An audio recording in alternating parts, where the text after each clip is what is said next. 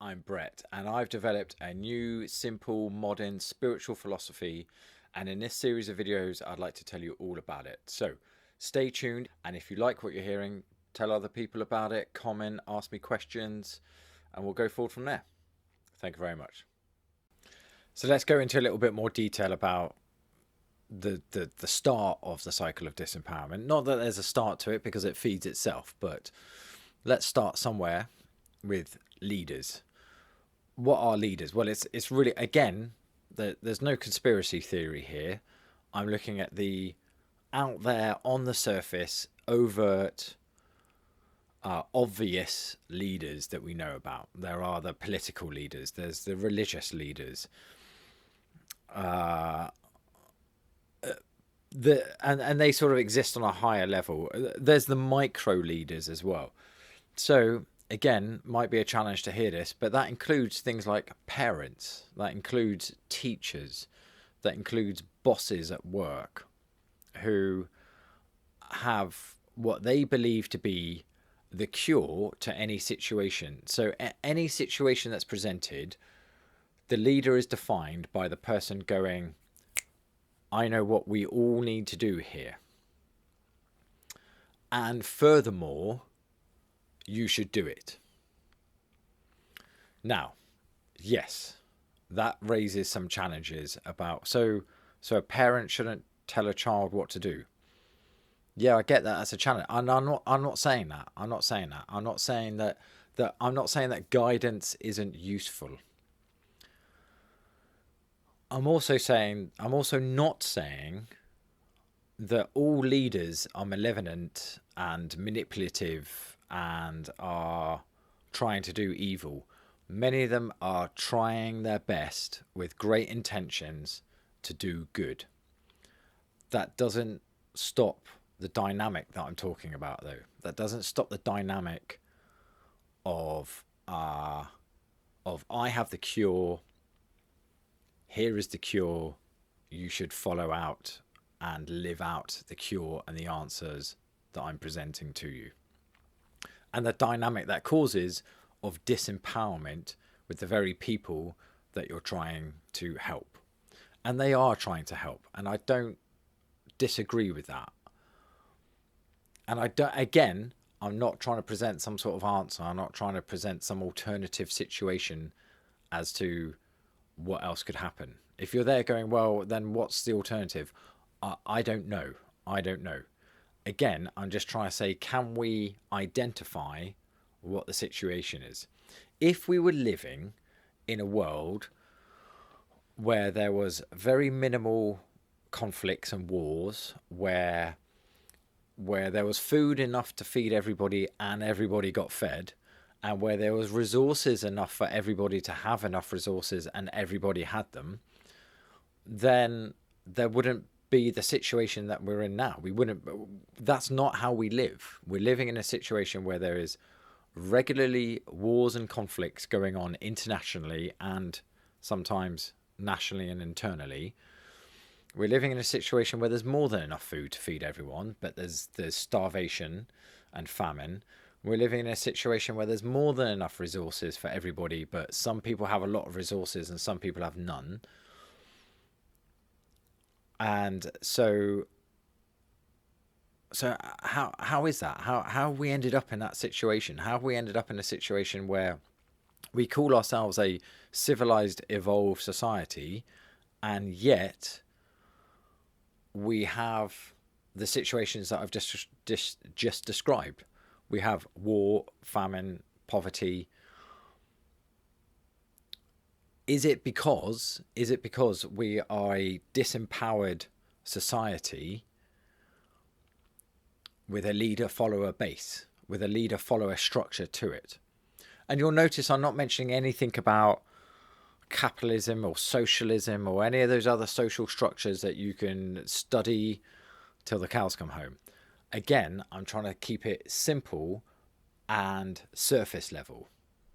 It doesn't matter whether we're talking about certain sociological ideologies. It doesn't matter if we're talking about capitalism or socialism or any other ism that exists. All the time that we have a system and a structure based around this is the one cure, because all those things have that in common, don't they? Socialism says socialism is the answer. Do this. Capitalism says capitalism is the answer. Do this.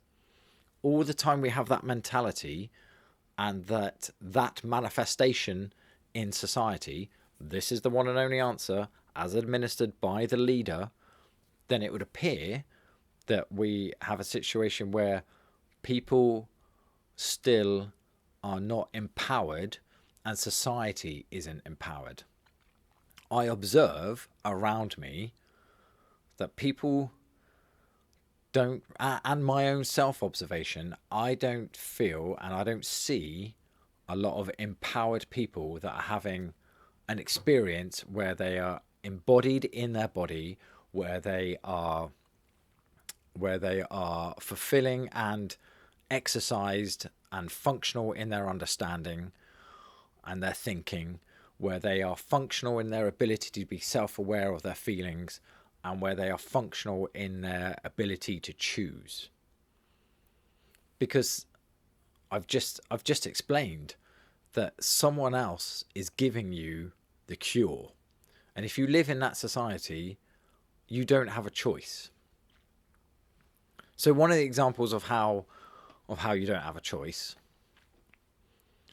I'm very lucky. I live here in the UK, and when I live in a particular area of the UK where there are some really lovely hills for me to walk up. If I walk up one of those hills and I look out, I do not look out over a landscape where I can say that town over there is completely different in its makeup and its structure to that settlement over there, which again in turn is completely different to that one right over there, which in turn is completely different to this one right at the very base of the hill that I've walked up from. Despite the idea that we're given the illusion that one particular town is different from another, it's all the same education system, it's all the same health system, it's all the same police system. There is not a different bunch of societies where I can choose where I go and live and in what way I go and live. I live in this society under these rules, and that's it, the one set of rules that I've got given. I don't have the choice to say, I don't like this setup, I'm going to go and live somewhere else and experience their setup and experience the way they live and live in that way. We're not given a choice. We're given the illusion. And on a bigger scale, again, we're sort of getting into politics a little bit here, but the same could be applied to religion, and I'll talk about that in a second. The differences between the different political parties, no matter where you're based in the world, is usually pretty minuscule. None of the political parties say to you, vote for us, and when we get in, we're going to scrap all of this and we're going to do something completely different. They have different policies, slightly different policies on how they're going to spend some of the money on some of the existing institutes. They're not going to scrap the institutes. They're not going to get rid of them. They're not going to overhaul the whole system and come up with something completely new. So they appear to be slightly different from each other, but not in a completely different, changing way. They just perpetuate the answer that continues to exist. They perpetuate the one fixed answer. Possibly the same with religion. There is subtle differences between the three major theological religions, but they're ultimately saying the same thing. Follow this system. We have one God. We're answerable to that one God. And these are your ways in which to praise that one God and to subject yourself to that one God. That's it. Despite the subtle differences between them, the spiritual leaders, the so-called spiritual leaders, the exact same thing. I have the one and only answer. Come and follow me. come and engage in the spiritual practices that I'm telling you about, the so-called spiritual practices. Remember, which is very different from the definition that I gave earlier on. They're saying the same thing. I have the one and only answer. Come and engage in it, and then you will have then you will be able to live out that cure, that answer that I'm presenting to you.